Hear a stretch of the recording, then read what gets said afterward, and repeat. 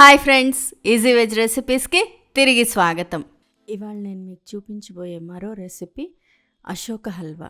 దీన్ని తమిళనాడు ప్రాంతానికి చెందిన తంజావూర్ డిస్టిక్లో ఫస్ట్ తయారు చేశారట. రామయ్యర్ అనే హోటలియర్ దీన్ని తయారు చేశారట. ఇది పెసరపప్పుతో చేసే హల్వా అండి. చాలా తేలిగ్గా చేసుకోవచ్చు.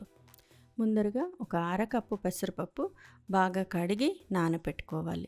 కొంతమంది పెసరపప్పుని వేయించి చేస్తారు, నెయ్యి వేసి వేయించి ఉడకపెట్టి చేస్తారు. ఎలా అయినా చేసుకోవచ్చు, వేయించుకొనైనా చేసుకోవచ్చు, లేదా నానబెట్టైనా చేసుకోవచ్చు. పెసరపప్పు బాగా కడిగేసుకోవాలి. ఫ్రెష్గా వాటర్ వేస్తే ప్లెయిన్గా వచ్చేసేటంత బాగా కడిగేసుకొని దీన్ని ఒక అరగంట పాటు నానబెట్టుకోవాలి. ఇలా నానిన పెసరపప్పుని ఆ నీళ్ళన్నీ వంపేసి అరకప్పు పెసరపప్పుకి 2 కప్పులు నీళ్లు పోసుకొని ప్రెషర్ కుక్ చేసుకోవాలండి. 4 లేదా 5 విజిల్స్ వచ్చేదాకా ప్రెషర్ కుక్ చేసుకోవాలి. పెసరపప్పు బాగా మెత్తగా ఉడికిపోవాలి. వేయించినప్పుడు అయితే ఇంకొంచెం ఎక్కువ విజిల్స్ రానివ్వాలండి. 6-7 వచ్చినా పర్వాలేదు. చూడండి, పెసరపప్పు ఇంత మెత్తగా ఉడికిపోవాలి. నీరు తక్కువ ఉండాలి, ఎక్కువ నీరు ఉండకూడదు. అందుకే మెజర్మెంట్ ప్రకారంగానే నీరు పోసుకోవాలి. నేను అరకప్పు పెసరపప్పుకి 2 కప్పులు నీళ్లు పోసాను.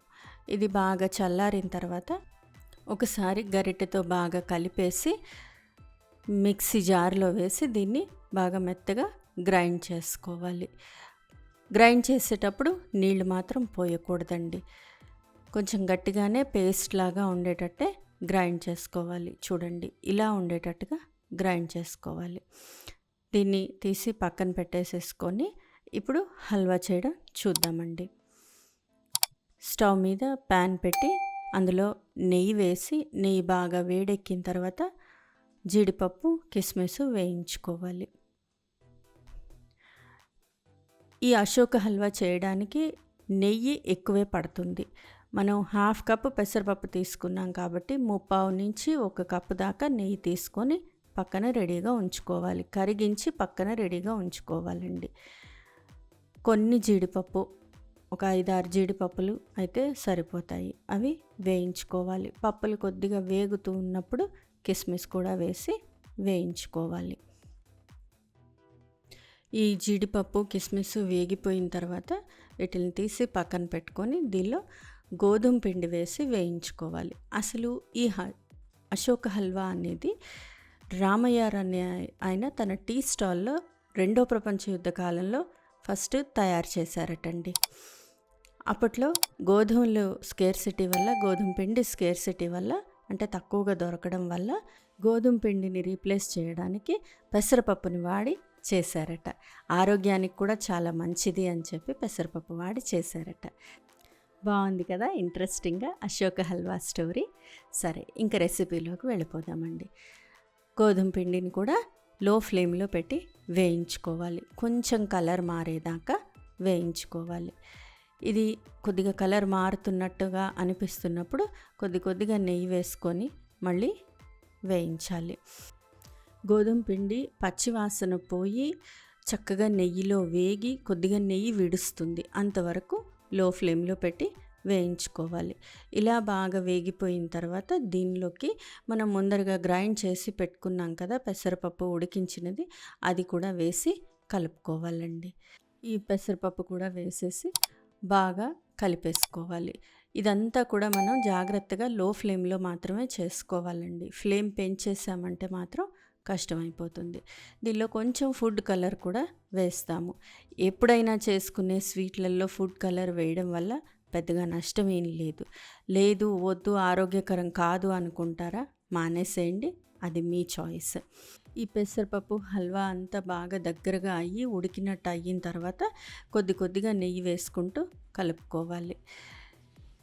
ఇదంతా బాగా కలిసిపోయిన తర్వాత పంచదార, అరకప్పు పెసరపప్పు తీసుకున్నాం కాబట్టి దీనికి 1 కప్పు పంచదార వేసుకొని కలిపేసేయాలి.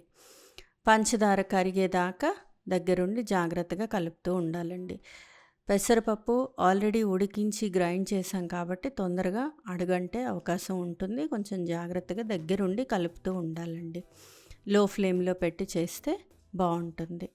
ఇలా మంచి రంగు వచ్చేదాకా కలుపుతూ నెయ్యి విడుస్తుంది హల్వా అంతా కూడాను, అంతవరకు దీన్ని ఉడికించుకోవాలి.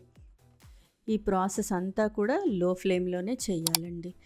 చివరగా ఒక పావు చెంచాడు యాలకుల పొడి, అలాగే ముందరగా వేయించి పెట్టుకున్న జీడిపప్పు కిస్మిస్ కూడా వేసేసి బాగా కలిపేసుకోవాలి. ఈ అశోక హల్వా పూర్తిగా ఉడికిపోయిన తర్వాత నెయ్యి వదిలేస్తూ మూకుడికి అంటుకోకుండా సపరేట్గా వచ్చేస్తూ ఉంటుంది. అలా వచ్చేదాకా లో ఫ్లేమ్లో పెట్టి ఉడికించుకోవాలండి. ఇంతే అశోక హల్వా. ఇంత సింపుల్గా చక్కగా స్మూత్గా నోట్లో వేసుకుంటే కరిగిపోయేటట్టు రెడీ అయిపోతుంది. నేను ఈ హల్వా శ్రీరామనవమికి చేశాను. ఏ పండుగకైనా కూడా చేసుకోవచ్చు. తమిళనాడు ప్రాంతంలో పెళ్ళిళ్ళల్లో ఖచ్చితంగా ఉంటుంది.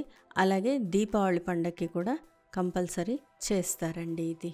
ఫ్రెండ్స్, ఈ రెసిపీ మీకు నచ్చినట్లయితే మీరు ట్రై చేయండి. మీ ఇంట్లో వాళ్ళకి టేస్ట్ చేసి చూపించండి. ఎలా వచ్చిందో నాకు కామెంట్ బాక్స్లో కామెంట్ చేయండి. ఫ్రెండ్స్, ఈ వీడియో మీకు నచ్చినట్లయితే ప్లీజ్ లైక్ చేయండి, షేర్ చేయండి. ఛానల్ సబ్స్క్రైబ్ చేసుకొని వాళ్ళు ఛానల్ సబ్స్క్రైబ్ చేసుకోండి. ఆ బెల్ ఐకాన్ క్లిక్ చేయడం మాత్రం మర్చిపోకండి. మరో మంచి రెసిపీతో మళ్ళీ మీ ముందుంటాను. అంతవరకు సెలవు మరి. బాయ్.